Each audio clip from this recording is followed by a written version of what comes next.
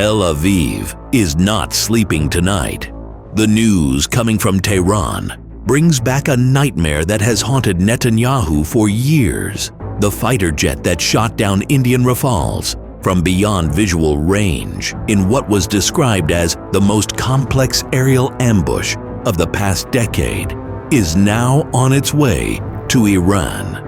Leaked reports confirm that Tehran rushed to put the first squadron into service, as if telling Tel Aviv, any aircraft that enters our skies will turn into burning wreckage broadcast live for the whole world to see. And the question pressing on the nerves of Israel's military leaders, what if the Indian scenario repeats itself? What if these fighters manage to set up an aerial ambush against their jets, just as they did years ago over Kashmir? There are many secrets and details we reveal to you, dear viewer, about the Chinese Viper heading to Iran. Stay with us until the end, because what's coming carries details and secrets that could change the face of the next confrontation entirely. And if you believe this episode is worth your time, support us with a like so it reaches all followers. The Iranian Viper, J-10, under the microscope. The Chinese Viper is not just a code name. It is a 4.5 generation fighter, 16.4 meters long, 9.75 meter wingspan, 5.4 meters high, empty weight of 9.7 tons, and a maximum takeoff weight of 19 tons. It runs on the WS-10B turbofan engine, giving it a top speed of over Mach 2 at 18 kilometers altitude, with a combat radius exceeding 1,200 kilometers without drop tanks and up to 2,600 kilometers with external tanks, meaning Tehran can cover most of the Gulf without even leaving its own airspace. Its AESA radar can detect targets beyond 300 kilometers, track up to 8 of them, and engage 4 simultaneously, a capability Iran's Air Force never had before.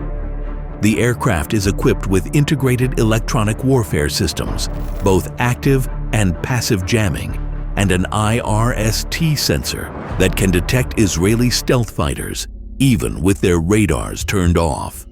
The fuselage is coated with radar-absorbent material, and its engine nozzle features sawtooth edges to reduce its heat signature, making detection harder and interception more costly. Its delta wing with canards provides sharp turning rates and fast climb performance, an edge that could mean superiority in a close-range dogfight if the Iranian pilot is forced into short-distance combat. In short, this is not a symbolic plane. It is a modern combat platform that makes any Israeli air incursion a real gamble and makes a repeat of the Indian scenario not only possible, but costly. The weapons of aerial execution. 7 tons of fury hang from the wings of the J-10, 11 external hardpoints packed with missiles and bombs, like a hanging warning sign aimed at Tel Aviv. The first thing to trigger panic in the Israeli General Staff is the PL-15, a missile NATO experts call the Beyond Visual Range Killer. Its range exceeds 250 kilometers and may reach 300, threatening not only Israeli interceptors, but also the Adir F-35 themselves. In the ideal kill chain scenario, it is not the J-10C that detects the aircraft first, rather, but the long-range radar's airborne early warning platforms like the KJ-500 or ground-based radars pick up the Israeli aircraft the moment it enters the danger zone. Target data is then passed to the fighter via data link. The PL-15 is launched, and the airborne and ground radars continue feeding the missile with updates until impact, keeping the Israeli plane exposed even as it tries to hide or withdraw. This tactic is not theoretical. It was executed against the Indian Air Force in a famous ambush that brought down aircraft from beyond visual range. Tel Aviv considers this the most terrifying scenario because it means even F-35 Adirs could be shot down before detecting the threat on their screens. After the support aircraft are downed, the sky turns into a trap. The PL-10 takes over in close-range pursuit, but the Iranian Chinese fangs are not limited to the sky. The same fighter can also carry YJ-83K anti-ship missiles with a range of up to 180 kilometers, enough to strike Israeli naval vessels approaching the Red Sea or even the Eastern Mediterranean, all within the J-10C's 1,200-kilometer combat radius without refueling. This opens the door to a simultaneous naval and aerial clash, where a single squadron could carry out a combined strike, downing the aerial umbrella, hitting warships at sea, and retreating safely back into Iranian skies. The dark side of the Chinese Viper, J-10. Despite being a major leap for Iran's Air Force, the J-10C still carries vulnerabilities Tel Aviv could exploit. First, radar cross-section. This is not a true stealth fighter. Its radar signature is estimated between 1 to 3 square meters, far larger than the F-35's 0.005 square meters. Israeli ELM 2080 Green Pine radars, or the US ANTPY-2 systems, deployed in the Gulf, can detect it beyond 250 kilometers, especially when carrying external weapons that enlarge its radar profile. Second, dependence on the kill chain. Success depends on the continuous operation of airborne and ground-based early warning radars, plus the data links connecting them to the J-10C. Israeli systems like Sky Shield or Scorpius G could jam this network, cutting off the PL-15's data feed and lowering its hit probability, especially against stealthy F-35s that combine low visibility with active electronic warfare.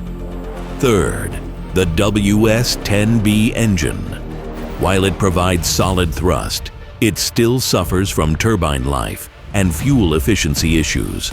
In high-tempo operations, daily sorties, or full alert, the jet would require shorter maintenance cycles than mature Western or Russian fighters. Every 10 to 15 sorties could require disassembly and inspection of critical engine parts, lowering sortie availability. If Iran acquired only a small squadron 12 to 24 aircraft, any engine malfunction or heavy maintenance need could slash readiness by 20 to 30% within the first days of combat. This could leave Tehran with only half its squadron ready at the peak of battle, while the rest are grounded for service. Israel could exploit this by launching successive waves of strikes to exhaust the active jets and accelerate engine wear, overloading Iran's maintenance and logistics chain. Fourth, training and integration. Owning a modern platform does not mean using it effectively from day one. BVR tactics and kill chain ambushes require intensive flying hours and joint drills integrating ground radars and AWACS with fighters. Any gap here risks misidentification and delayed launches, or underutilizing the PL-15's full range, giving Israeli pilots space to evade. And since the Israeli Air Force has decades of real combat BVR experience, even a small training gap could tilt the advantage back to Tel Aviv. Finally, self-protection. While the J-10C carries active jammers and electro-optical pods, it lacks the advanced DAS system of the F-35, making it more vulnerable to Israeli Python 5.